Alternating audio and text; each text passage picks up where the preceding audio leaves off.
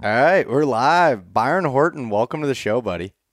Hey, Beau, thanks for having me. Big fan of your podcast and you as a brand. So excited to talk some whitetails. Yeah, no, I'm excited to have you on too. I've been following your podcast, Whitetail Experience, and your YouTube channel specifically, just for I don't know how many years now. And you and I have talked back and forth on Instagram and whatever else through a period of time, and I'm really excited to get to chat with you a little bit. And so you live in Ohio, correct? Yeah, yeah. Is that where you grew up?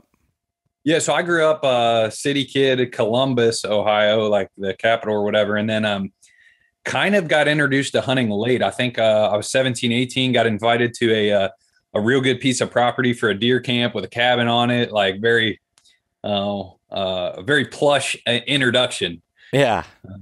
Oh, And then that's awesome. a year later, there was a rude awakening, public land, 30-pound climber. But man, I was bit by the bug. Yeah.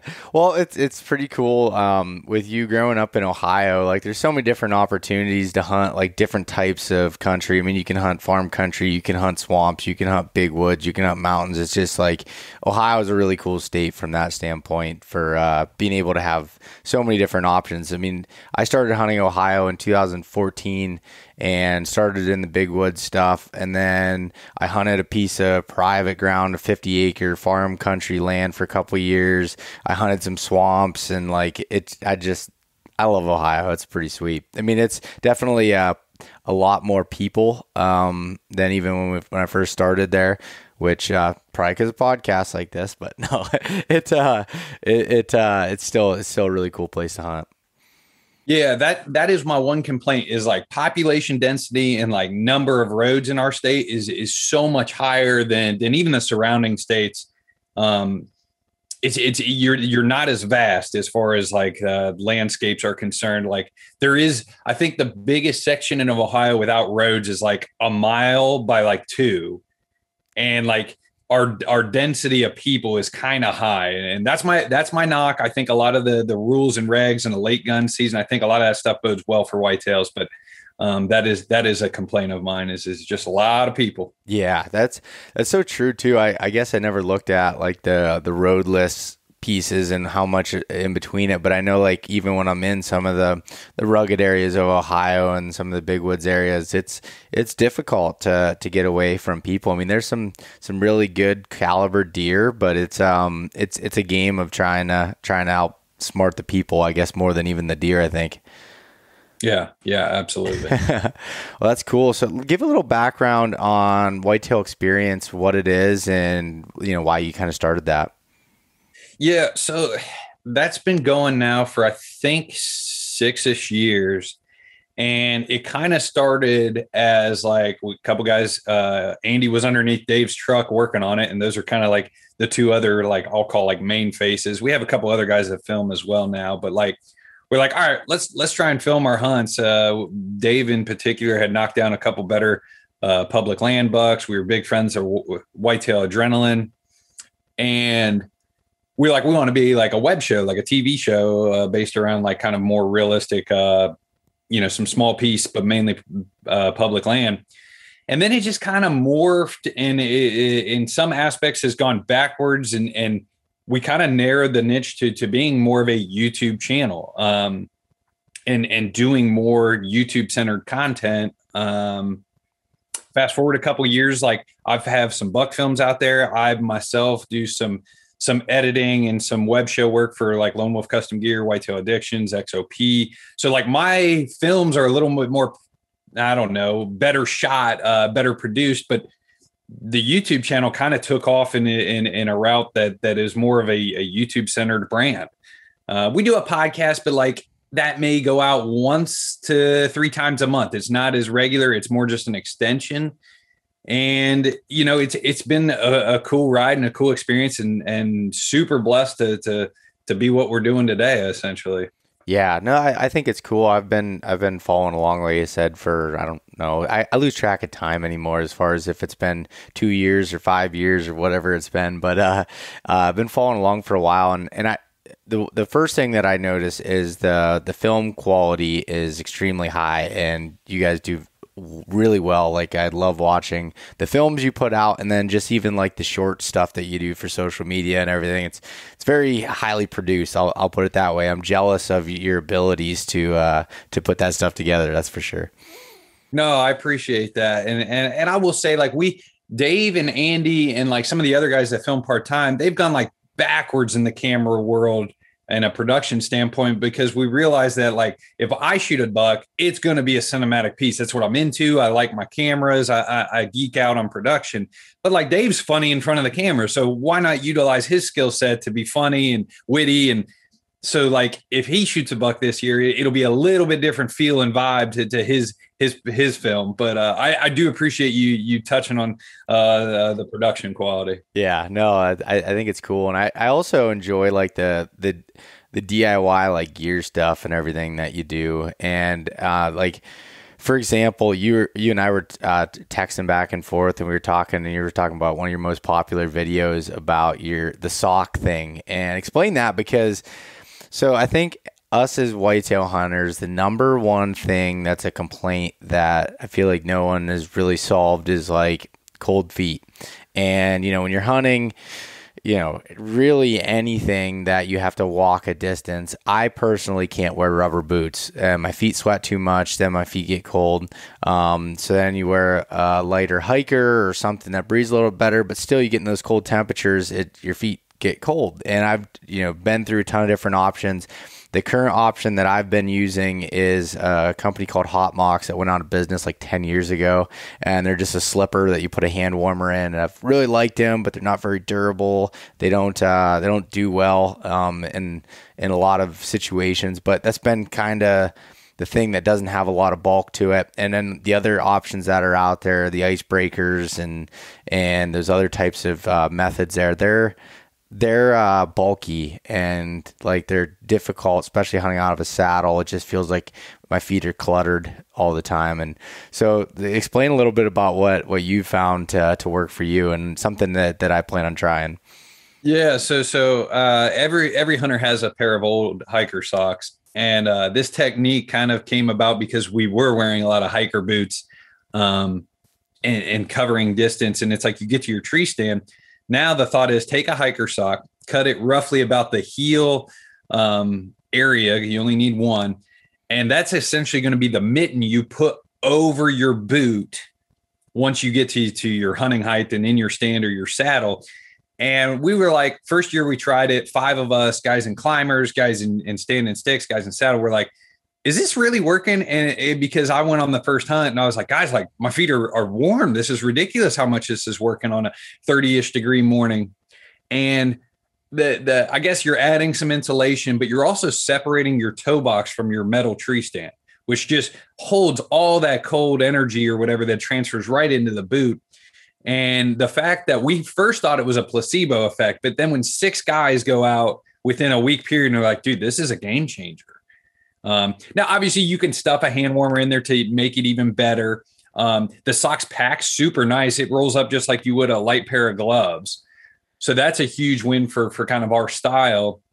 Now, I will say once you probably get sub 20, maybe like a late season hunt where it is cold for multiple hours, like I would maybe transition to those Arctic shields that, like you said, they just don't pack as good, little noisier, but for a rut, Midwest, temperatures 20, 30 degrees in the morning, maybe gets up to 40, 50 in the afternoon. Like that was a game changer to kind of prevent your toes from going cold. Yeah, I think that's so awesome. And it's funny because I've tried so many different methods, and I've also tried to like, and I'll say this publicly because I can't figure it out, but I was trying to come out with like a product of myself to be able to do it. I've tried like with even putting insulation on the platforms, like, like foam down and everything, just to get you that separation between that cold metal stand and your boots. I mean, I think that's where a lot of it comes from, is that.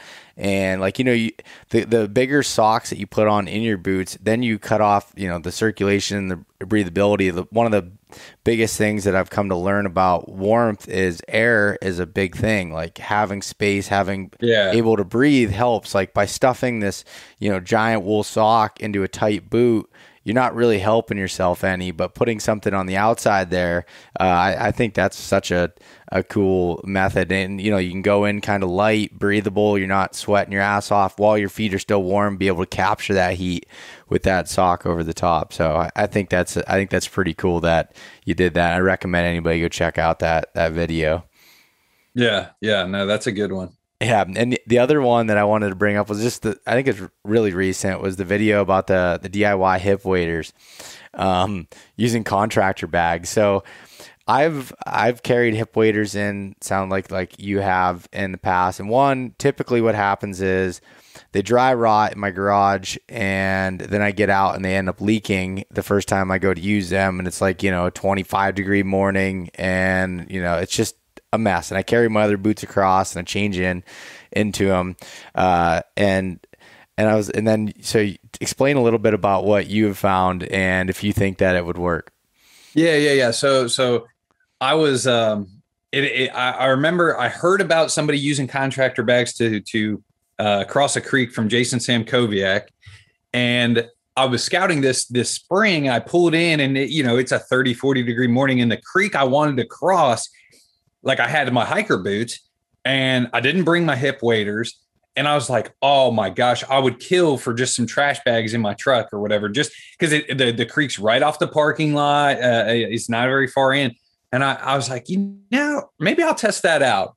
So sure enough, like last week or whatever, I shot the video. I went down to my local pond, threw these contractor bags on that cost me, I think, $13 delivered. And you get like, I don't know, 20 of them in the box. So not very expensive. And I had my doubts. I said, maybe these will work a little, like, okay-ish. But sure enough, they worked. Like, I was able to run around in the pond for, I don't know, 10 minutes or whatever, kind of testing a few ways to hold them, a few ways to maybe like, should I double up the bags? Are they going to leak over time? I stepped on a few rocks on purpose, trying to see if I could tear them. And like, kind of came to the conclusion that, one, these pack way better than hip waders. They're more affordable.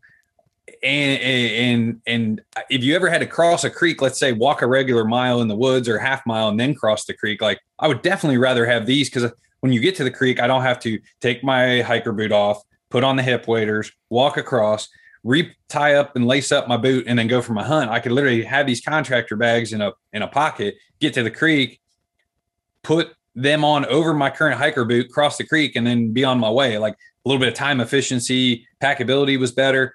So like, going into this season, I have two areas that if I think a good one's in there, I'm going to use these contractor bags to cross the creek or streams. May not use them if you had to like wade like 100 yards down like a creek bank and like slip up into a stand. Like, yeah, I don't think they're good for that.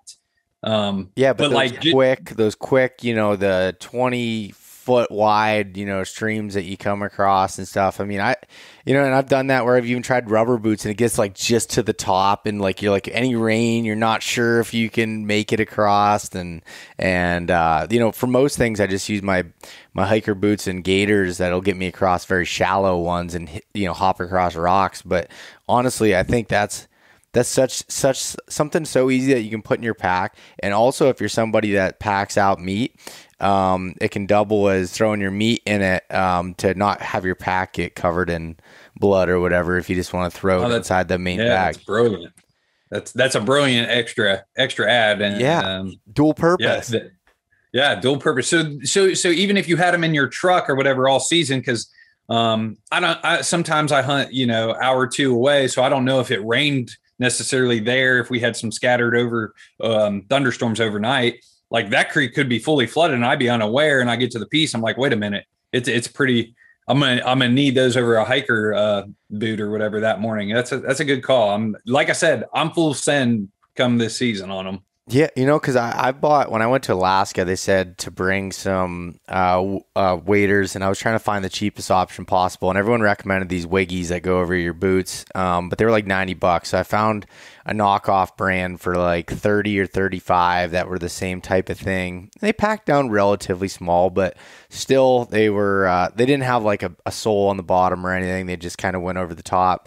But I didn't end up using them in Alaska. Then I came back, and you may remember the long haul film that I had where I was dragging that deer out with Johnny across it was a river basically. And so I gave them to Johnny because they were in my truck, and I just went across, and well, they leaked on him. So I'd never even used them, and they leaked. So it was like, all right, that wasn't that great. And they literally felt like trash bags. Like they were not. Oh, geez. Yeah. So I'm like, I could have really went cheaper and found some other options there. So that's pretty neat. I like that. I love when I find people that just ask, find these problems and be like, what can I do to be able to fix it? Because all of us come across these things at one point or another. Yeah. And I think like I try to gauge like if I'll truly hunt with some sort of knick-knack gadget thing. Cause like you see a lot of the guys that have these crazy cool climbing methods and get like 75 feet with like one stick. And I'm like, well, what if there's like a briar patch that I'm setting up in, and like I could never see being able to like throw like the DRT method over a stick in the dark being a real fun method for myself. Yeah. So when I find these hacks, I'm like, could I really hunt like this? Maybe I should hunt like this before putting a YouTube video out, because some of that stuff comes up if you're truly in that pursuit. Yeah. No, I can understand that quite a bit, and the whole one sticking method. So I've watched Carl from Tether do it like 100 times, and he's like, it's really easy. And I'm like, I don't know, man. Maybe it'll take me a while to try it, but I haven't been fully invested into some of those different things yet. Yeah, exactly. I think there's a fine line. Everybody knows what may work for them in their own hunting sense. Yeah. And with that, and there's so many different brands out there making such lightweight sticks and everything anymore. It's like my sticks weigh 4 pounds for 4 of them. It's like, okay, it's really not that much extra weight. I have that much in food and coffee in my bag anyways, so whatever. Yeah, dude, it's funny. I mailed out an outer layer. I sold, last year's outer layer recently, and I went to UPS, and sure enough, the box and like bibs and a jacket weighed 8 pounds. And I'm like, how is it like my tree stand I hunt out of is lighter than my outer layer of clothes? And so I was like, it's crazy how much I feel like all the stand and stick combos are within striking distance of each other, plus or minus. But like, you don't think about all the BS that's in your pack and your outer layers being such a weight Nazi, if you will. But they're heavier than people think. Yeah, I totally agree with that. Like my pack weighs more than it should. Most of the time, I like to take a lot of things in with me. Usually, clothes, food. Food is there's a good amount of weight in food, and thermos with coffee in it, extra water. Like, I mean, it's just like I'm all in on comfort when it goes to, especially sitting all day during the rut. I'll take a little bit extra weight from that front. Yeah. Cut it where I can, but some of those comfort items, I haven't been able to get rid of them yet. Yeah, there was Dave went on a hunt a couple years ago and crossed this creek and shot this deer or whatever, and he's like, dude, I don't think I've ever had a pack weigh so much, because he took a couple extra sticks because where he was going to have to get way up there. And he weighed his pack after the hunt. I think it was 48 pounds. I swear Dave and I went out west last year and we were running around the mountains with like 45 to 50 pound bags. Yeah. And I was like, you literally had more on your back for that whitetail hunt than you did in the mountains. Like, wild.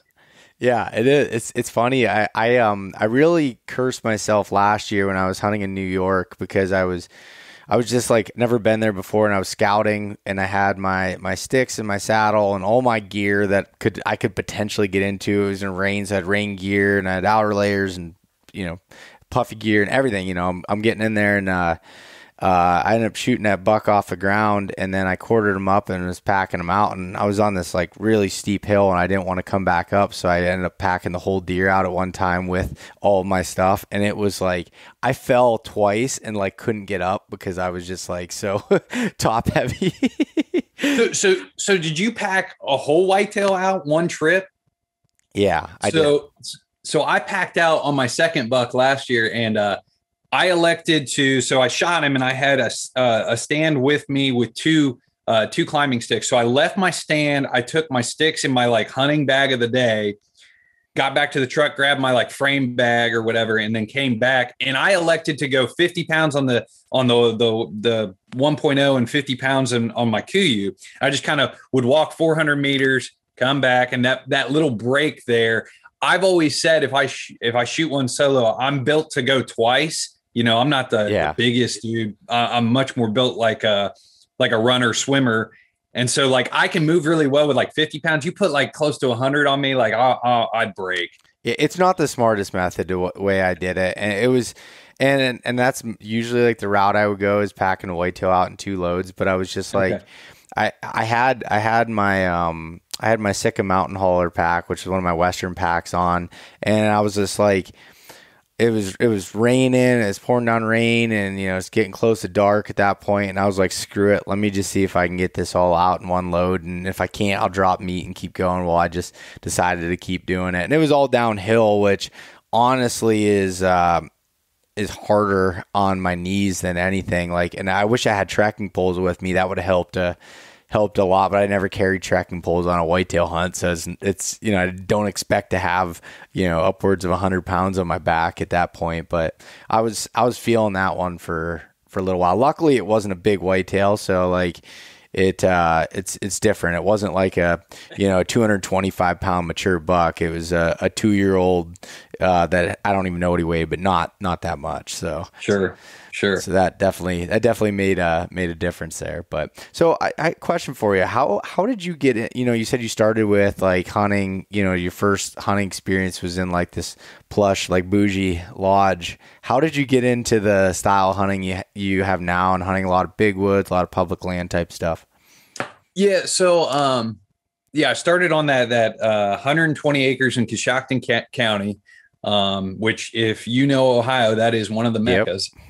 And my best friend from high school, his dad bought some good ground out there and 4-wheel pass and pre-hung sets. That was great. Saw a lot of deer and was bit by the bug. So the year 2, I buy a $100 Field and Stream climber. I had a 27-inch draw bow with it, which I shoot like 30. But you know, single cam from I think it was a Morton. And you know, I started hunting some public land by myself, and I actually shot a deer my very first hunt on public land. Now I used to squirrel hunt back in the day. So I I would just find deer while squirrel hunting. Mm-hmm.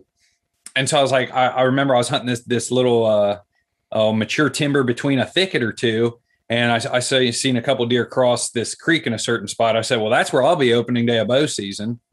I played a soccer game in the rain that day, and it stopped raining. I was like, dude, the woods are going to explode. And sure enough, like I go in there with my climber, and like I probably get 8 foot off the ground, and the bottom half is angled downward, if you will, because I just didn't know any better. Nobody had taught me, and ended up shooting a deer and finding it the next morning. And, you know, I stumbled around some of the public land for the next couple of years, more in farm country setting in college.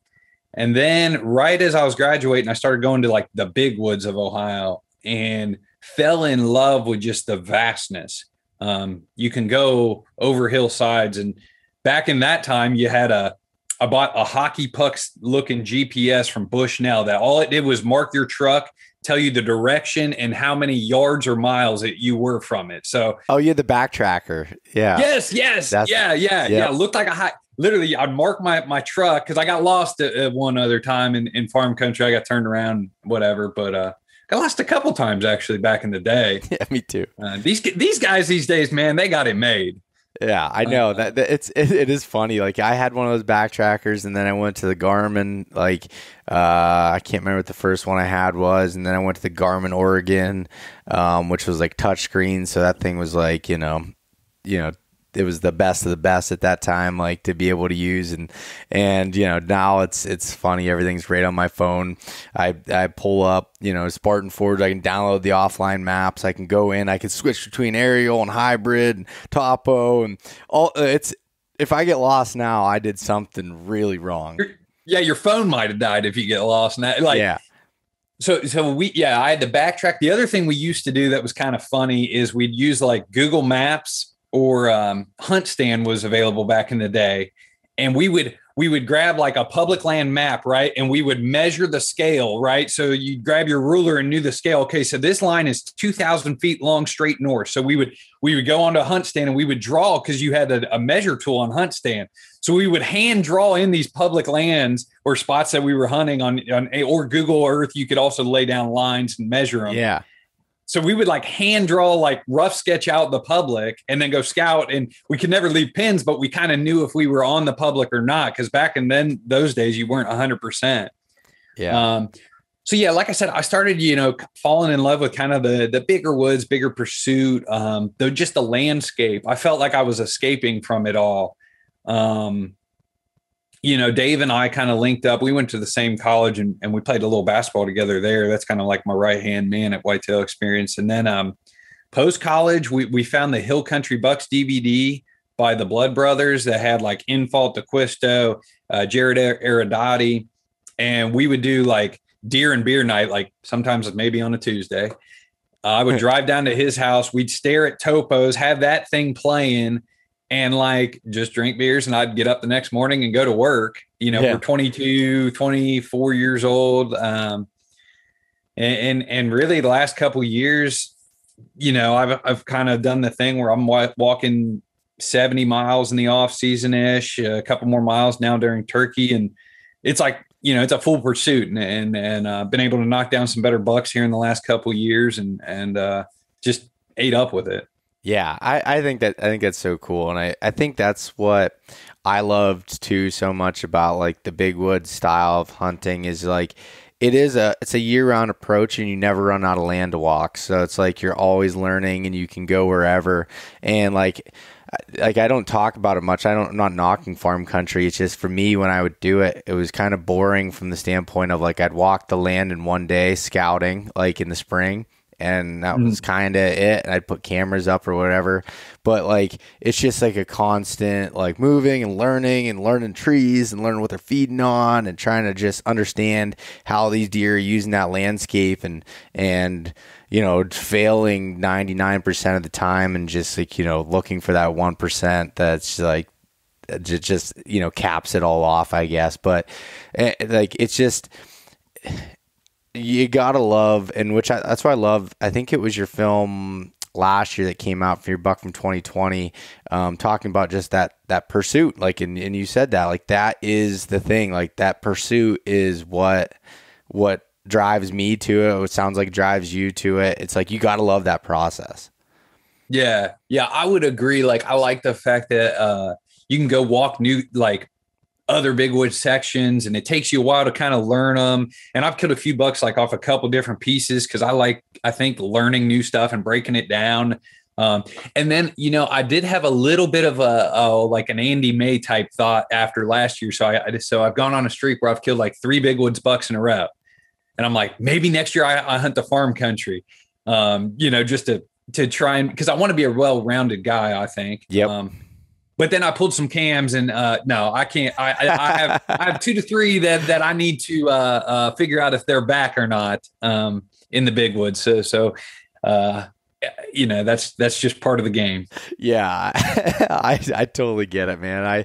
That's like this one spot I have that I've been hunting it since 2015, and I've killed a decent amount of bucks out of it. But one, I hate it because it's like, it's relatively flat, and I struggle in those areas more than stuff that I have terrain, and it's just like big woods. And the only time I've been able to kill anything in there is, I guess I killed one during gun season. The rest have been during the rut. And I'm like, I really want to figure out this early season thing more. And I just can't, I struggle with it. And these bucks just like, they cover some serious ground there. Like, I had one buck that I was hunting that anybody listens to the podcast for years has heard about, this deer called Hercules that I hunted for 4 years, that I shot one year, and I wounded him basically, and he got away.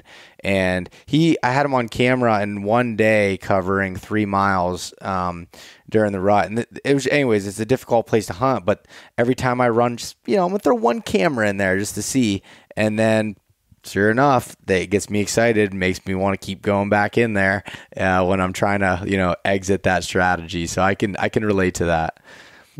So I have also in the last couple, let's call it 5-6 years, realized that I used to have all these places I wanted to be, and I have found that it's not the best strategy for me. Is more to cast to narrow my nets, if you will. Like I have a few chunks. I think 5 years ago I was spreading myself too thin, where I was wanting to hunt like a lot of pieces of ground, and I now more cast a few nets on like say a few pieces, and almost then start really narrowing that circle into the highest percentage during the rut.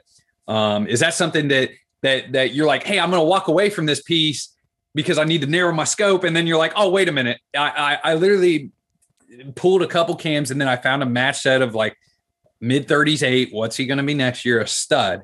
And I'm like, I was literally going to walk away from this piece. Like I was like, no, I need to concentrate on just two pieces or two area. You know, I was like, I need to narrow. And then it just, maybe I'm going to run over there a little bit. I go on a cycle with it. So like, it's like for me, I'll have like 9 pieces at one point, and then I realize I'm spreading myself too thin and I'm struggling to kill anything because I'm bouncing around. Then I get down to my 3's like my sweet spot. Like I have 3 really good spots, and then I really focus on one for the most part, and then have these other 2 that I can float around to if I'm just getting sick of it or not having, luck in a certain spot. I can bounce these other ones.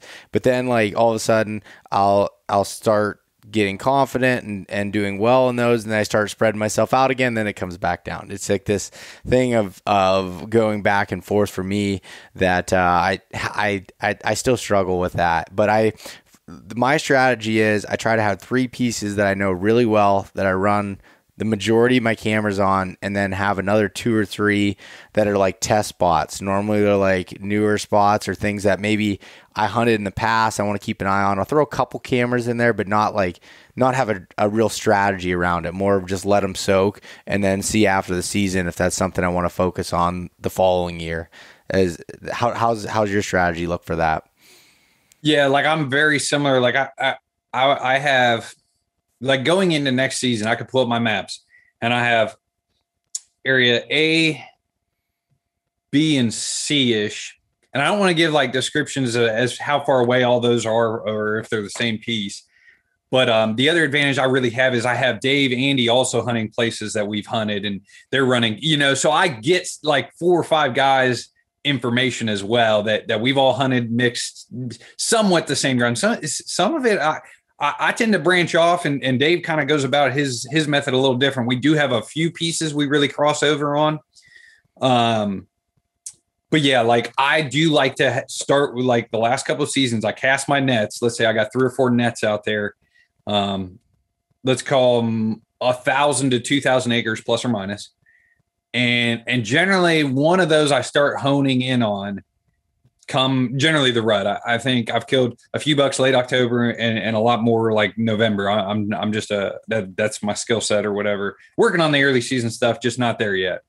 But that's how I've kind of decided is my Byron Horton strategy is cast a few nets and then narrow down based on scouting, trail cams, and just what the in-season hunts present itself or whatever, what my intuition is telling me. No, I think that's a really good strategy, and you explained that well. And one thing I want to clarify for like myself is, and you were given like an acreage, and I can't really give an acreage, but I'll have like an area, like, so I'll have 2 or 3 of those main areas, and then maybe it might be a couple thousand acres or it might be 1,000 acres, and then I have 3 to 5 like main spots within those areas that are like my focal points, and depending on wind or time of year or what they're doing or what I'm finding with, say, if there's an area I've hunted for a while, I just talked about on this podcast with Ryan Glitsky the other day, was like if I know like doe groups that tend to bed in certain areas or come in at certain areas, like there's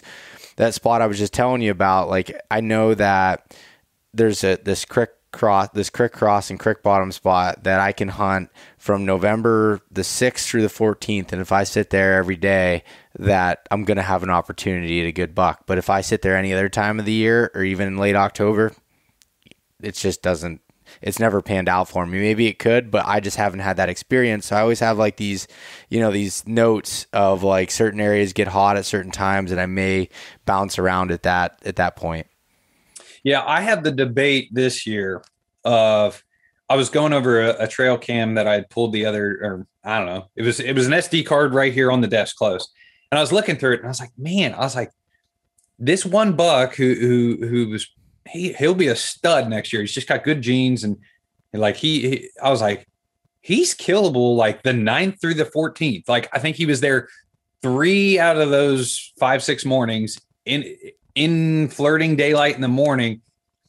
And, it's like one of those things that I'm starting to get my notes. And then I do have like what I call like a Hail Mary. My small piece, my dad bought, I think 16 acres 10 years ago. That doe group, November 15th, plus or minus 2 days, like the trail cam data. I've killed a few bucks there. Like, that's kind of nice because you're starting to get to the later half of November, and don't lie, as a deer hunter, you're starting to push the panic button. Yeah. Oh, I'm there right there with you, man. Dude, I won't even scroll on social media the first 2 weeks of November if I haven't killed. Yeah. like I will post a picture for Whitetail Experience, the brand, and I like try to shut the app as quick as I can because, man, is it tough. Yeah, and what's funny is like I've found in Pennsylvania in a lot of my spots, some of the biggest of the big deer are killable in between November 14th and 17th in some of my areas. And there's 2 things that go on with that. One, our season finally extended to be able to hunt those dates. Before, it would always close around anywhere from the 12th to the 14th, and you kind of missed it. But now it extends there. But I also struggle with wanting to wait that long, or just I get into that panic mode a little bit at that time. Usually it's because like been hunting for during the rut, whether it was when I was off work or whatever, for 7 to 10 days, and you're ready freaking wore out, and your mind's kind of playing tricks on you and telling you suck, and all those different things come into play. But I don't know, I just found those dates and some of my areas have been really good for it. And I know that fluctuates, but it's just kind of understanding your area and what. Yeah, I would say now that I got a better trail cam arsenal the last three years or so, I look at it now as maybe I don't need to push the panic button because I have good bucks that are killable. One, I've been in almost like 2 vehicle crashes the week of Thanksgiving because one was a hammer crossing the road and I was driving like 50. And 2, I can remember one of the widest bucks I've ever seen, was just cruising.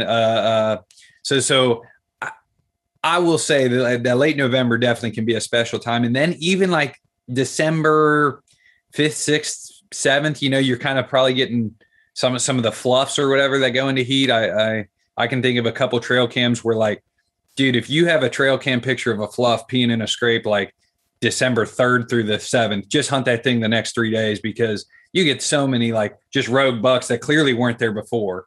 And there's not a lot going, there's not near the activity going on. That just hold on, if you will, just hold on. They're coming. I agree too. Like it took me until I guess the last 4 years I've ran trail cameras through gun season here. It's a risk of getting stolen, but I was like, man, I want to know what's going on. And there's like, I always thought gun season, like I'm a terrible gun hunter from the standpoint I look at like things tactically. And I felt like in Pennsylvania, most of the time you just got to play off of people and like literally throw something on a map and sit there.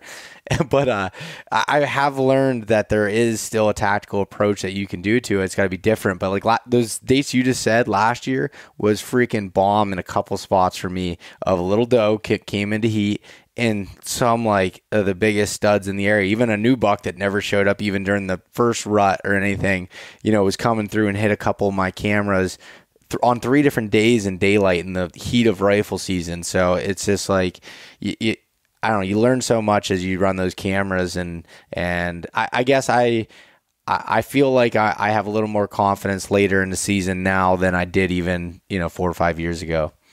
But I'm totally with you on that, and we both know it's easy to sit here. What is it? Early June and be like, oh yeah, late November we'll be fine. Yeah. But dude, if it was like the 21st and you and I still had tags, we'd be like, oh man, Yeah. Please, something walk by me today. Oh, I know. It's so easy to say right now while you're in the, the mental state of excitement rather than, Yes. yeah.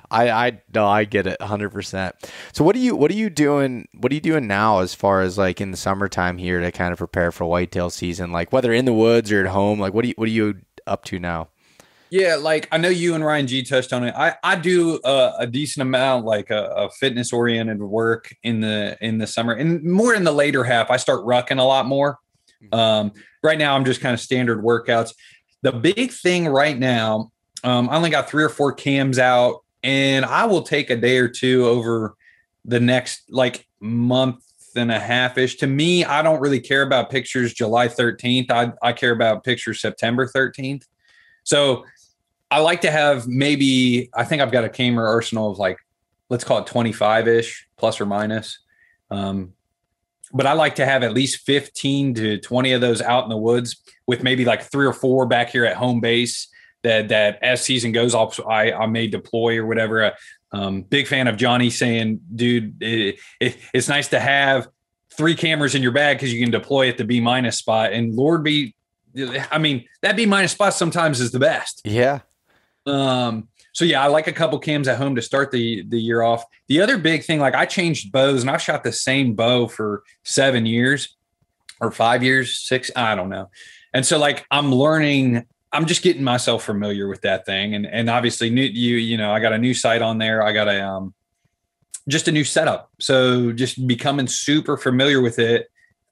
I know it's a compound to a compound, so it's not crazy, but like, and that old bow it fit me to a glove. I'd had it for 6 years. So I'm shooting a little more, and I'm shooting some of the shooting drills, whether it be like the blank bail or like the hold pin on the dot as long as you can and then let down. Yep. I think Fred Eichler has talked about that drill being a good one. So those are the 2 things that I got going on here in the next month. Now I did just wrap up. I did a little bit of food plot work and timber cutting at my small farm. And I had a couple hammers there last year, and that's been land of the 120s. And so we'll see what plays out. And I may take my sister there. And there was one deer living there early that I hope to put her on, like a 138, like just a heavy deer. Like it would be sweet because she's hunted like a couple days a year and only killed 1 buck or 1 deer in her life. So I'd like to get her another deer for sure. So yeah, trail cams, fitness, shooting that bow. Those are the 3 big things for the next month and a half or 2 months. Yeah, I'm in alignment with that too. And also one of the things for me with shooting is like I shoot all the time in my yard, but getting more practice out of the tree. Like I'm going to, and I have not done this yet as it is early June here, but I'm going to be I always like prepare super heavily for my Western hunts in September. And then it's like I forget to shoot out of my saddle or shoot out of the tree and do those types of things. And that almost cost me my opening day buck last year because I missed him at 14 yards because I didn't do some stupid things like bending, in the tree and just things that are so elementary, but if you don't keep up with it and make that muscle memory hit, like it can ruin your opportunity. And I've always been a person that's like really big on the scouting aspect and creating those opportunities. But I've also struggled with capitalizing on them over the years and not being able to finish at times. And that's something that I've really tried to put work in, through the summer and doing that. So I like your approach there. Yeah, I remember you were on with Kevin Vistas, and I don't remember if it was on your podcast or his, and you had talked about like, are the long bombs of kind of the slider sites that allow you to do that. Like that's a trend the last 5-6 years. Like I feel like people, you could slide that thing down to like 65 yards, and I love shooting bombs, right? But like, should we, as whitetail season approaches, set that thing, and I'm a big proponent of either 2 or 3 pins. Like I don't want to be like moving a pin if I see a deer at 33 yards. No, I want to know I'm going to pull up, shoot that 30-yard pin for 1 inch high. But shooting those deer killable ranges being almost more important than necessarily shooting them long bombs, I think was an interesting point you guys were talking about on that podcast. Yeah, I totally agree with that. And I constantly remind myself about it. It's like, and even like when I go to shoot like 3D, like they'll have 3D shoots around here, and I'll go to do them. Total Archery Challenge is a different animal, because that's just like ridiculously long shots. But like when you're like shooting local 3D courses, is like trying to have, like, I shoot a double pin. Right now I'm the Spot Hog Fast Eddie XL, and I have a double pin on it. Yeah. And I'm going to switch out some different sights this year and play around with it. But I like to have at least 2 pins. I'd like to be able to go to the 3 pin, like the sideways ones, but I just haven't. I got so used to like following that vertical pin up when I draw and do that. So like I'm going to be messing around with some different things, I guess, from that standpoint. But what I'm getting at is leaving that fixed on a certain place and seeing how your bow reacts at different yardages, leaving that 25-yard pin on and using that when you're shooting at 32, using that when you're shooting at 18, using that, and seeing how your bow shoots, and how you need to instinctively be able to aim with it. And I really think that helped me a lot with when I actually put the kill shot on that buck in Pennsylvania, when he bounced out and he was out a lot further, and I was not dialed in, but I just knew instinctively from shooting it. I walk around my yard and just toss arrows in random places, and then go there and have to shoot from it, kind of guess the yardage and be able to do that. At the beginning, I don't just guess the yardage. I'll like guess it and then use my rangefinder and just to make sure I'm not losing a bunch of arrows. But that's something I feel like that has helped me out a lot. But I need to continually do it more, I think. Yeah, I think guys would be shocked. Like one of the best archers I knew, I used to shoot 3D a little bit more before I got heavily into the elevated whitetail pursuit. And the guy was at the range and he pulls out what looked to be like a caddy book, like a golfer would carry. And he literally had tick marks in there. He said, okay, 0 to 22 yards, top pin, dead on. And then he's like 33 to 35 yards. He had a pin and he had his like hold 2 inches high. And I was shocked at the level of detail. And that guy won the state a couple years, but like that really made me want to know inside of 40 yards where my little holdovers were. And I think when I've trained for Western hunts, I get shocked at how much broadheads will move in the wind at a distance with a crosswind. Like there are a few things that you can do that you can do yourself a favor if you know a few of these better, like, I don't know, practice points, if you will.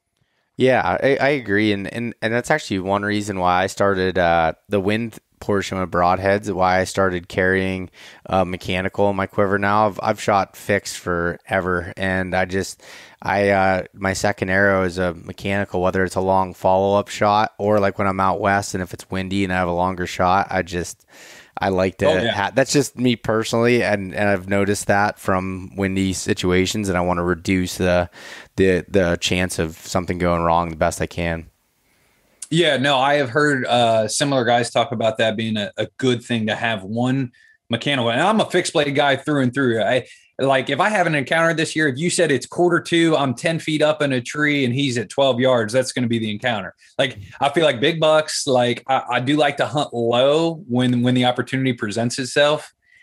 It's like I'm going to have to punch, and that's probably how it's going to be. But I know for a fact I've had follow-up shots. Like I can think of a buck where I was shooting 45, 55 yards where I'd hit him already. And like, clearly I should follow up. I'm a firm believer and send them if you got them. That having a backup mechanical is something I should probably do. Yeah.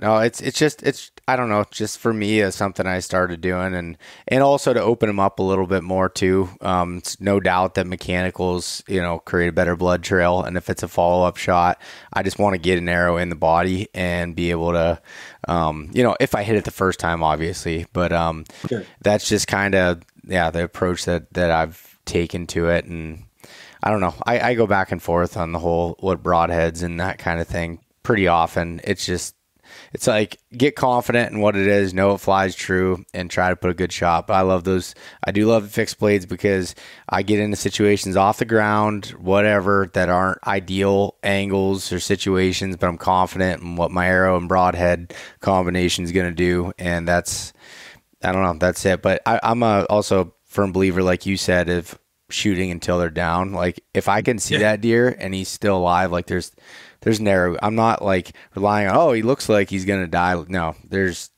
that New York buck I shot, I pinwheeled him two shot. I might even put a third. I don't remember, but like he was like rolling down the hill and I'm still ready to go. Like I just, that's just the way I am. And I just don't want to lose him any way possible. So yeah, Dave dubbed what I called the climber buck. Dave calls my pincushion buck because I shot him up the hill from me and he was rolling and stumbling his way down towards me. And I was right on a property line. And so like the last arrow was a field tip, but like I kept shooting.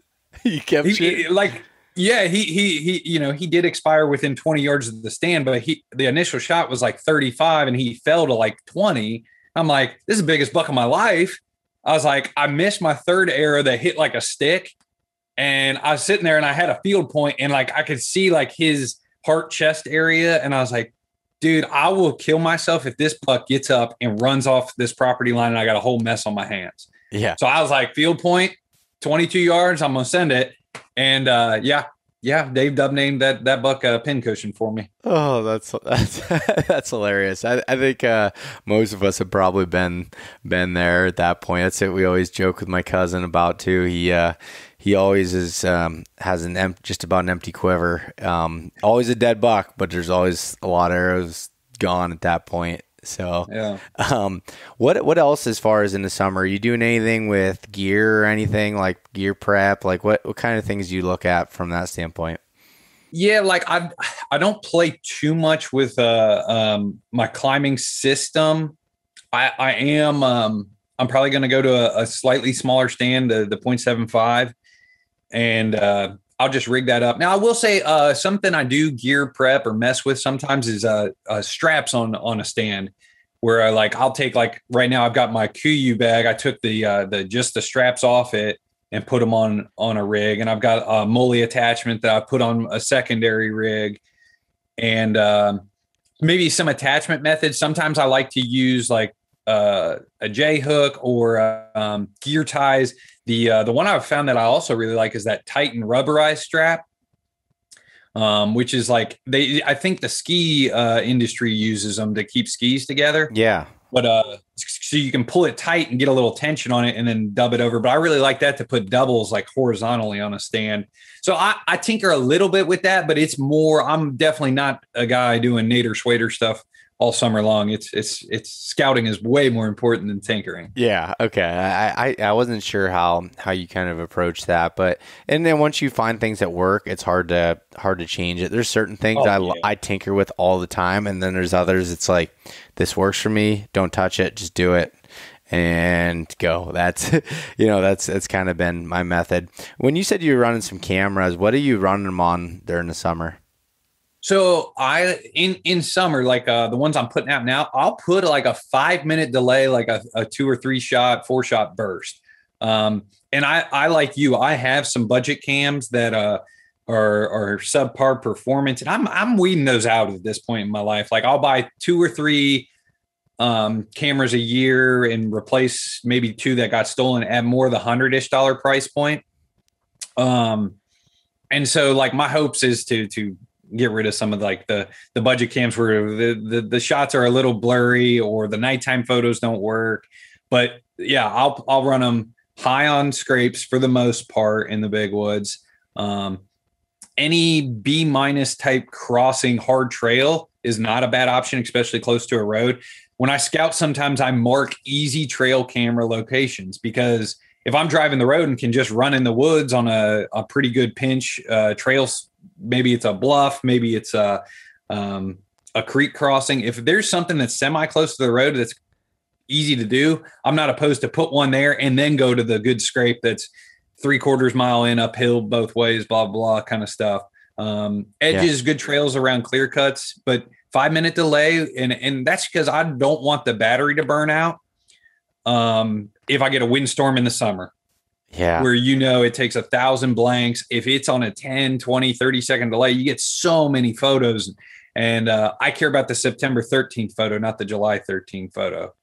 Yeah. That's a very good tip there, is because like I get burned all the time on my cameras of things growing up or things, blowing in front of the lens and triggering it, or you don't have it just right and you don't have your sensitivity set just right. And then all of a sudden something heats up and all these ferns start blowing and they're hot enough that it causes motion. And you have 2,500 photos of ferns going back and forth. And yeah, I'm with you there. I understand that.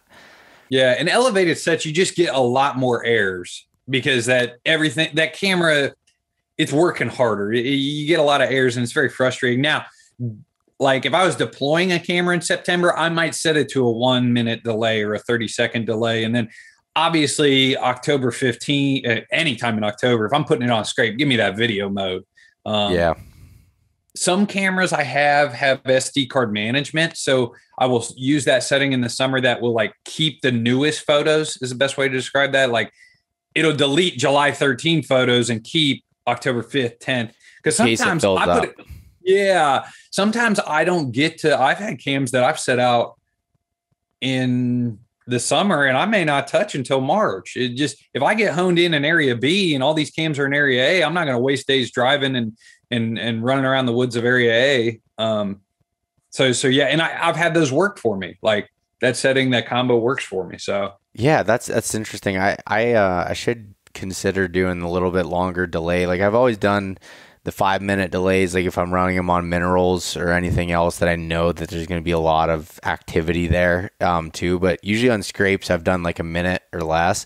But I've been burned a bunch of times with what you said, and I'm definitely going to consider changing that at least through the summer, especially the places that I know I'm going to get back to before fall. Because like in the fall, I'll run my on video and then like 15-second delay, just like in case there's a buck coming behind a doe and he doesn't make the first, portion. But yeah, it's another point I want to mention that you brought up, I think is super cool, is the whole like the B- spots, and you just like all of a sudden go in and you're like, oh, this kind, it's a heavy trail, or like there's no real explanation behind it. There's not like, can't be like, oh, I look for X and this many things happens, and it's not really easy to talk about on a podcast. But like I came across that yesterday when I was in the woods, and I actually didn't end up throwing a camera there, but I really thought about it hard for like 5 minutes. I was like, there's not really a whole lot of reason, on the map. It doesn't look that special. It's not an edge of anything, but just a lot of trails here, and just look like a spot I might want to try out. Yeah, no, I'm a big fan of B- cameras. Like you put it out, you're like, this is a B-, and then you'll pull like the 3 actually biggest buck I know about to date. I have him 3 times through this just hard trail on a military crest. And I had 3 cameras within 300 or 400 yards in this section that never captured that buck. And he went through there three times in a month. So he was there. I mean, in the big woods, you get three occurrences in a month. You're like, dude, that mother effer is in there. Yeah. And it was a B- spot that I was just like, I'm here. This pretty good trail. Yeah. And then the scrape and the hard pinch, like didn't find him. So yeah, I will say the biggest thing I learned last year on trail cams is in the habitats I'm hunting, mostly big woods, cameras can be 300-400 yards apart. Like you could be in an orange hunting vest and be 10 feet up in a stand. I could visually see you. And those 2 cameras will get totally different groups of deer. And wild, different counties of the state, different floor to ceiling levels. But these, like, I can think of multiple scenarios where volume shooting is important. Man, and I couldn't agree anymore. And that's why I'd just keep upping my camera arsenal and keep trying to learn from them. The buck that I ended up killing last year, same situation. There's no joke, I had 13 cameras in that area, and I had him on 1 or 2 of them. And some of them were 60 yards apart. Like this is no joke. Like this is like a anomaly a little bit here, but like what you're saying about like cameras, like what I used to think could cover an area doesn't really cover. It doesn't mean you have to have all these cameras. I'm not saying that, but just know that you could still be in the game, and or that if a buck might not be going as far away as you think. Like there's so many times I'm like, oh, that deer, he must relocate to the other side of the county, you know, once this happens or whatever. He might still be there. He's just not going in front of your cameras. Yeah, they capture, especially once you get elevated, they don't capture a lot. The day I killed my buck this year in Ohio, I had a trail cam. Like I came up on this shelf, saw a deer in the dark. Like this shelf is only 30 yards, 40 yards wide. Like you could dang near cover the whole thing with a bow. And I hunted that morning, and I think I visually saw 8 deer, 3 bucks, and all 3 bucks were over 100 inches. And that camera never got a picture of a deer, any of the deer I saw, and yet that spot was on fire that morning. So I had somebody tell me that if you get multiple pictures of a deer, that's always like in my book, that's always a notch up. But he goes, 1 picture means he probably walked by 20 yards of that camera 3 times.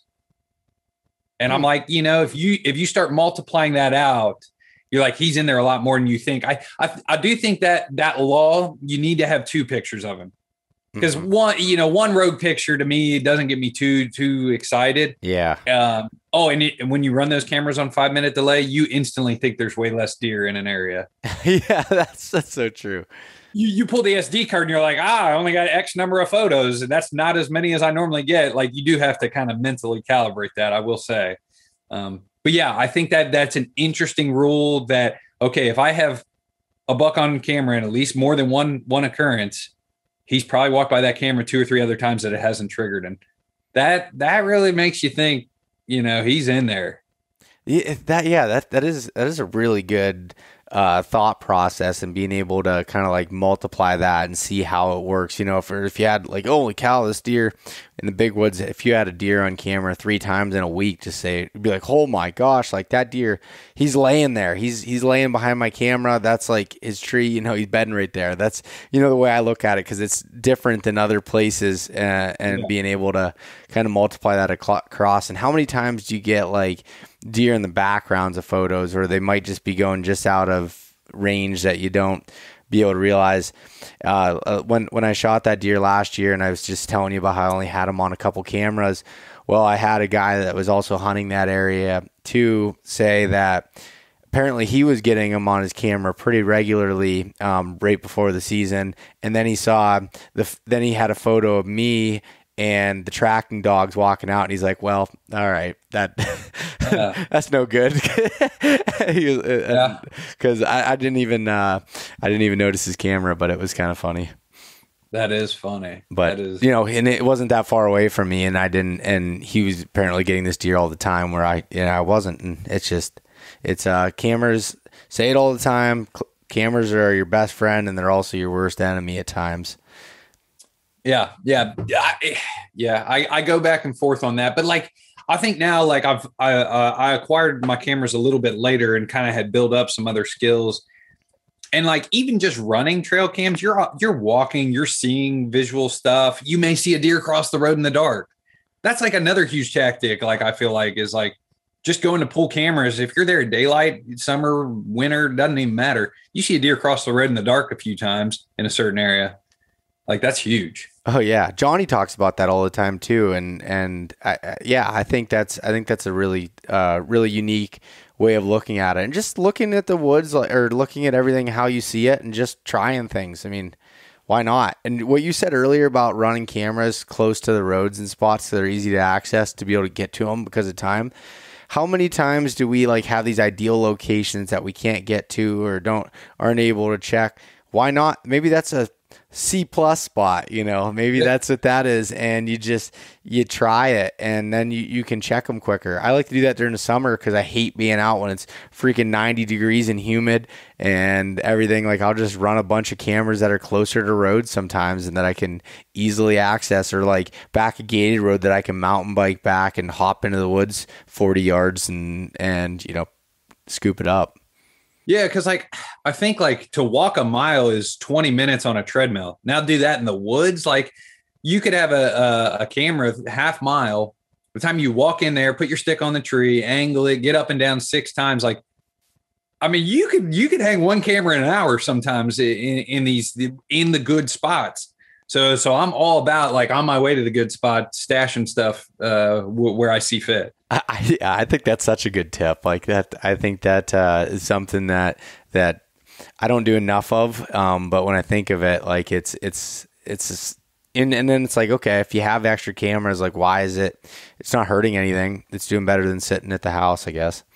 Yeah, save the good one for the scrape. But oh you know, yeah, that budgety so cam, you could stash that because it may walk off as well. So I know you did a video on it, and I haven't watched it yet. But what have you found like with those budget cams? Like, what are some that you found that work decent enough that you're willing to put in, or are they like what do you think? Yeah, so and I get some feedback too from those videos. So I do have some additional that I need to look at is the Wild View one, and I think Mr. Stewart runs a decent amount of those. I need to tap in and look at those as a potential to investigate. But I do deer hunting now at a level where I want the better performance, and so I have found a few cams, $70-$80 that really will last you multiple years, and that right there is pretty valuable. And if you don't want video mode, you can kind of go a different route. And I kind of like the video mode. So having something $70-$80 that it actually triggers pretty well. The alpha cams, a couple of the Brownings, especially when you find on sale, dip into that range. I haven't been a guy to fully trust the Tascos, although a lot of people comment in, and I do think it's kind of funny because like you'll see a guy rocking like a full First Light outfit being like, yeah, run a Tasco trail cam. And I'm just like, I don't know. Yeah. Yeah.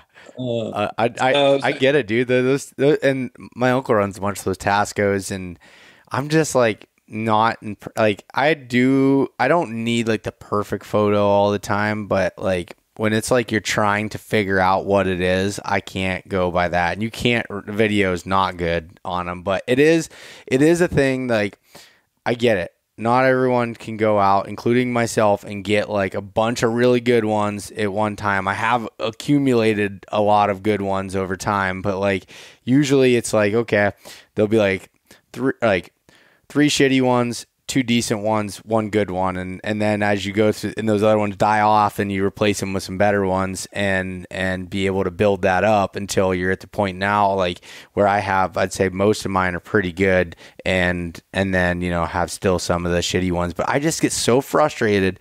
I'd rather someone steal my camera than go in and not work after like just setting it up and can't get it to work. And it's just so frustrating to me. Like that intel is so valuable that like I think cameras is something that I personally would invest more into, or do invest more into than some other pieces of gear, I guess, because that intel. Yeah. Now, and I'm like you, like I get super frustrated when they don't work. And so like the menu system operation has to be very cut and dry. Like I can't be guessing or putting in Morse code to a camera. Yeah. So like I had a Moultrie that was like, I think I got was $72 last year. I got an SD card and batteries, and nighttime photos were actually some of the best out of my budget group that I tested. But the menu system didn't have like a full blown display in it. So it had abbreviated labels to what you were working in. And I was like, dude, I can't tell if this thing, like I could see an error where potentially I thought I put it in video mode and I didn't, or the time and date are wrong. Like some of those things where I need it to be cut and dry. So I like a little better menu and display system on a camera. So that is a factor with me. Yeah, like that was the thing. Like I used to run some Cuddy backs, which I thought they took some of the best photos out of any cameras out there. But their menus that I had on them, I couldn't figure it out. Like I'm like hitting buttons, like tapping it twice. Like I think it went to this. I'm not really sure if it's taking video or photos or burst or whatever. And it was just frustrating. I don't know. Maybe they're way better now. Like I said, I'm speaking on some older cameras, but like it was just frustrating to me. And I want easy to use, and I want it to do what it's supposed to do. And I don't know, man, that's just I've had luck with the old Bushnell trophy cams, like the ones that are almost like 10 years old now. Like some of them are still running good for me. And my dad and I were buying them off of eBay for like $30, and they were used, and using them, and most of the time they'd have something that would go wrong with them. And my dad, he's an electrical engineer by trade, and he just knew exactly what each of them had fixed, and he'd get them for like $15 when they wouldn't work and be able to fix every one of them. And that was nice to be able to add to the arsenal there. But I still haven't found any of them that touch the video mode of Exodus. Like I just haven't found any that just, maybe there is, I have not tested all of them, but I've just loved the battery life that still works with video over, thousands of videos on there. Yeah. I will say the Exodus burst is a little better than the Browning burst as a clarity. I think I like the Browning video quality, but the lens is a touch tighter than the Exodus. The Exodus has a touch more fisheye reach. I'm not. The other thing I noticed after a couple years of building a better camera arsenal is, camouflage. It does make those cameras disappear at that 30, 40 yard range from other hunters.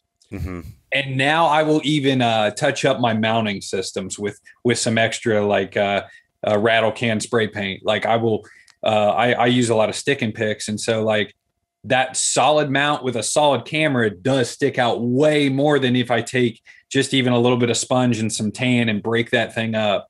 I noticed my solid cams get stolen a lot more, and cams on smaller trees get stolen way more because you could kind of grab that tree if it's smaller than a basketball and like do a pull up or get on them.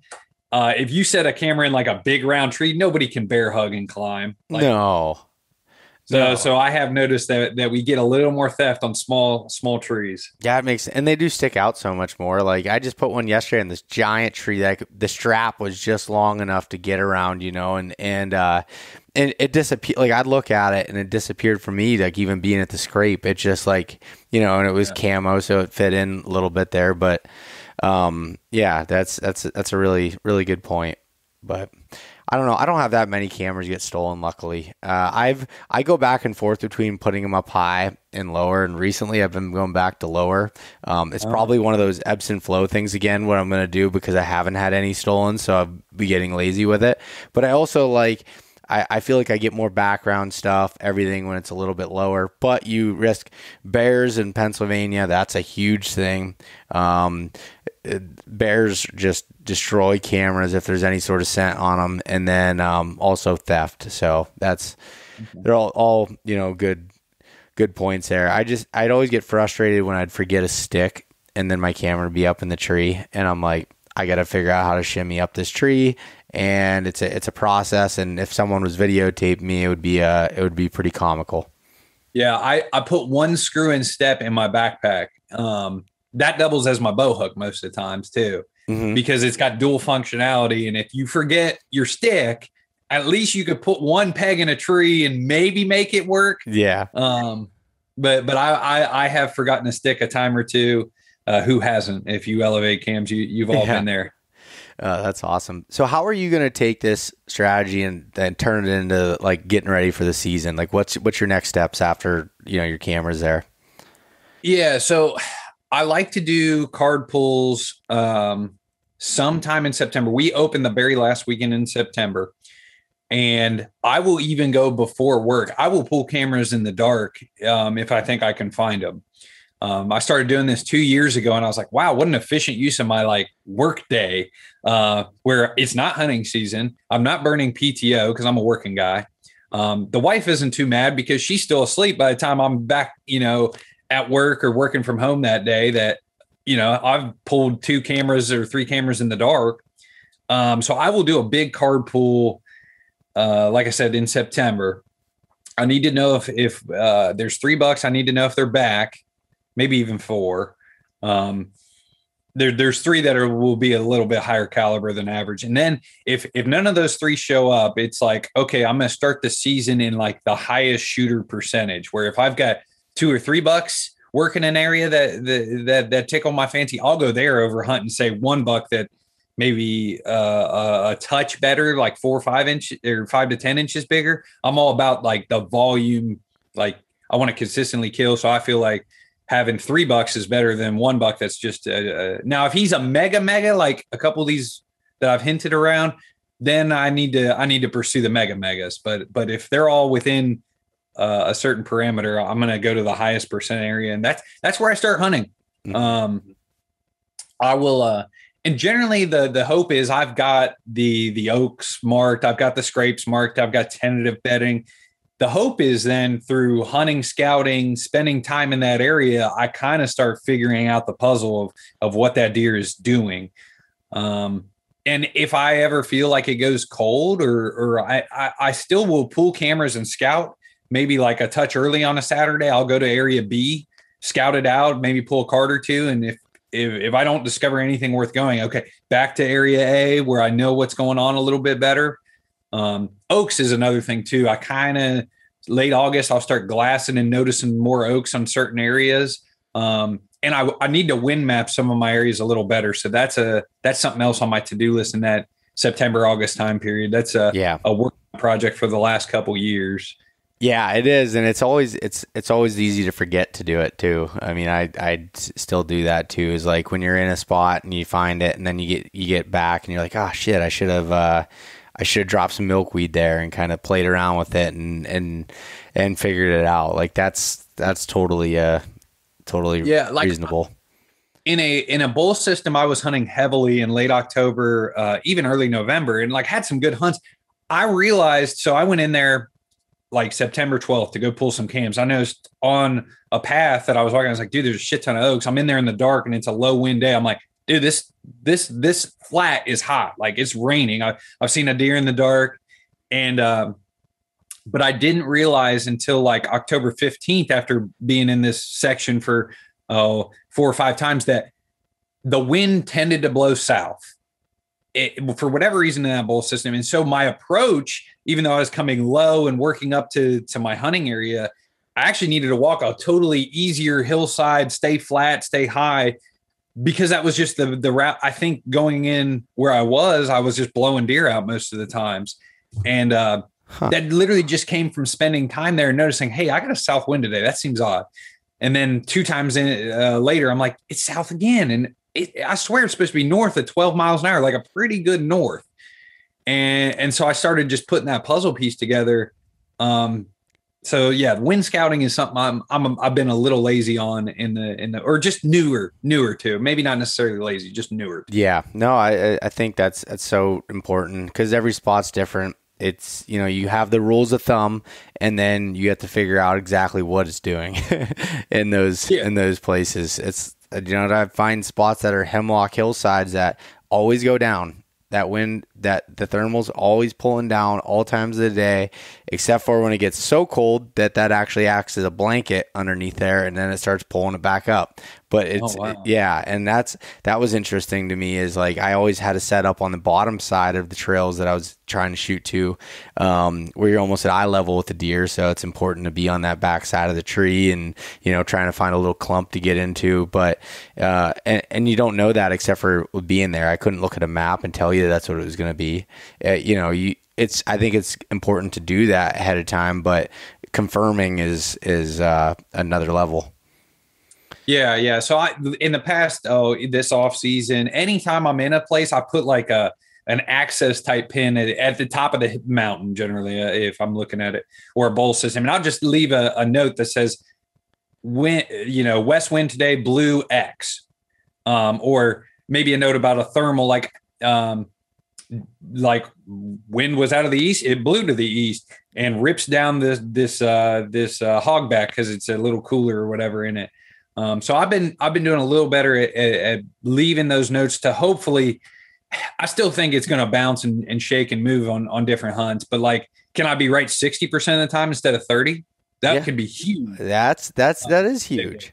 That is huge. And that's, and the wind is never, it's always going to do something, not always, but it's going to do things differently than you want. And it's like, you still got to hunt. Like, I'm not getting down for a wind that shifts for 5 minutes a certain direction or whatever. Like, sometimes you're going to have that and you screw it up and you learn from it. But, we're talking about writing the notes in your pin. Like, that's so crucial. And that has been the one thing that I've pushed for and has been a part of, like, with using the Spartan Forge app recently, is that journal entry, and you can make it drop a pin, but it shows you what the weather is supposed to be there and then what my notes are, and you can compare it. Oh, wow. So it automatically logs the weather when you put that pin in there, and you can backdate it if you didn't do it until later, and then you can compare your notes. It's like, okay, this is supposed to be a northwest wind, but I was seeing a heavy south wind, out of that spot. And then maybe it's more complicated than that, but at least you have that reference point to remind you of that and be able to figure it out. Yeah, that's some huge functionality. If it automatically syncs some weather, that's huge. I didn't know it did that. That's a good plug there. Yeah, but definitely. That's cool, man. I'm excited to see. I'm really excited about this season in general. Just, I am every year, but like, I'm starting to get fired up as bucks are starting to grow and just like, you don't know. You blink, it'll be here. Now I like the fact, so this year I don't have a Western hunt, and like, it's kind of nice to just be focused this year. And we have baby number 2 due. So this is probably just a 1 buck, 1 mission, Ohio only. Like, it's kind of nice. I will say I have felt in years past that the Western thing takes my PTO down a tremendous amount. And then, there's a little bit of a loss of scouting there in that mid-September, which I really want to kill an early season buck one of these years. I've been very close. No, I have not been very close. That is a dead lie. I was like, oh, I've been close. And I was like, no, because close to me means you were like in the tree and he was walking by, and he walked by you at 40 yards. And I'm like, no, your trail cams tell you were close. You haven't been close. Yeah. Like, I don't want to BS anybody. Like, I was 24 hours behind like a few bucks last year. And I was like, oh, I'm close. I was never in the tree stand as he was breaking sticks walking in. No, that to me is close. Well, but that is another good point that you brought up with the whole Western hunting thing. Like, I know the last 2 years I've hunted either early September or I did late August when I was in Alaska, and that gave me a few weeks before season to prepare and helped a lot. Then when I was hunting in 2019, I hunted Idaho up until the weekend basically that our opener was, and I felt lost. Because I didn't have any of that scouting, and before that, and even the week or two prior, I was so focused on getting ready for that hunt that I wasn't spending time in the whitetail woods. And for the early season game, you got to be on point with it. You really do. And like, I do feel lost in the woods until like October 20th, because I don't burn much PTO. I don't press the issue with the family life as far as being gone. But it's like, dude, once October 15th hits, I start burning like a little bit of like 2-hour shifts of PTO and just even getting some scouts in. Yep. I don't even have to get in the stand. And sometimes I will bring the bow and be on the ground. But it's like, when I can pair, I was talking to Dave about it this morning. If you can get in the woods 3 out of 5 days, like you feel so much better about what's going on, seeing X, Y, and Z, putting puzzle pieces together that I think that's one of the factors of early season for me is I just do not have the best bead when the gun goes off. Yeah. I agree with that. And I think that, this year I'll have some more time, luckily. So I'm planning on trying to put more time into figuring that out early season. And well, you killed last year early. Yeah, but that was opening day, but that's an anomaly for me, I guess. I don't typically kill early. Like, the last time I'd killed that early I never killed an opening day buck, but I killed one the first week, like in 2014, and then I did in 2013 too, but those were like, other than that, I've been like a November hunter because that's when I had my time off and that's when I focused on it. And now with having a little bit more time to focus on that, I want to test myself a little bit and see if I can do it again, I guess. So we'll see. Nice. That's a cool goal to have. I hope you do it again. And then would you bounce to another whitetail state or? Yeah, I would have to. Yeah, I can't. Okay. I can't sit still for too long during whitetail season like that. But when you were talking about like bouncing around and like you just focusing on Ohio, I feel like number one question I get asked now that I'm doing this full time is like, where are you going? How many states are you gonna hunt? It's like, I'm not hunting a lot of states. Like it might, I mean, I'm going to hunt Montana for elk and then deer around Thanksgiving a little bit because my brother lives out there and go spend Thanksgiving with him. But anyways, other than that, it's Pennsylvania and I want to spend a little bit of time in West Virginia. I was like, I'll figure it out on the fly if I end up killing something early in any of those places. Like I need to focus. I like that. I like when I feel like I'm like stretched thin, like when I was, well, every season up to this point, I've been working and taking time off for it. And I tried to do Pennsylvania and Ohio and New York. And I'm like, I just felt like I was chasing my tail and I never like gave a state or a place like its full potential that it needed to. And as you know, big woods hunting, it doesn't happen very often in a short amount of time. It takes a lot of time. Yeah, I would say 3 and 5 years ago, we would go out of state to like Indiana, Kentucky. Like we'd go like October 17th for like 3 days. And don't get me wrong, cool trip, memorable to be, Dave's got a cool wall tent. We get the deer camp vibes. But like, as far as an efficiency, if I scouted for 2 days around the 17th of October, that puts me in really good position October 20th on a cold front. Yeah. And so I think the craze used to be when THP was going places, killing bucks. Everyone was like, I want to travel and hunt and kill big bucks and be Tony Peterson. Yeah. Or Andy May. Yeah. Yeah. Andy's a different story. He can do this. Yeah. That is very true. But and like Tony. Yeah. Tony. Yeah. Geez. But now it's like, okay, let me kill one good buck in my home state.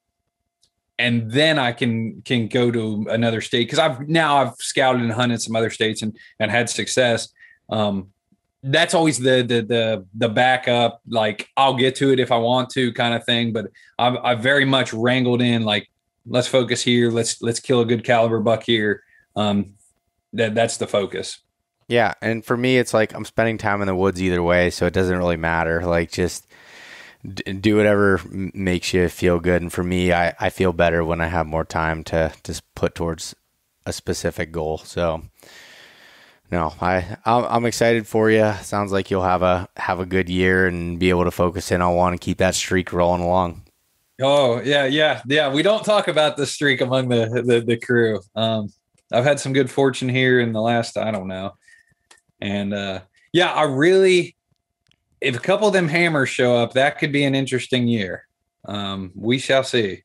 Well, anyways, Byron, where can people find some of your stuff? We talked about it early, but give people where they can follow along with some of your stuff and check it out. Yeah, Whitetail Experience. I would tell people the YouTube channel is like the core of what we do.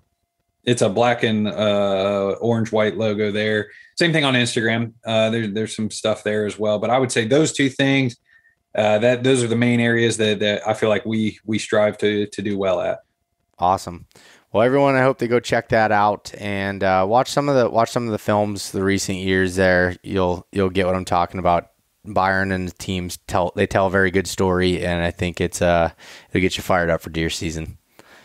Thanks, Beau. Appreciate it, man. All right. Thank you, buddy.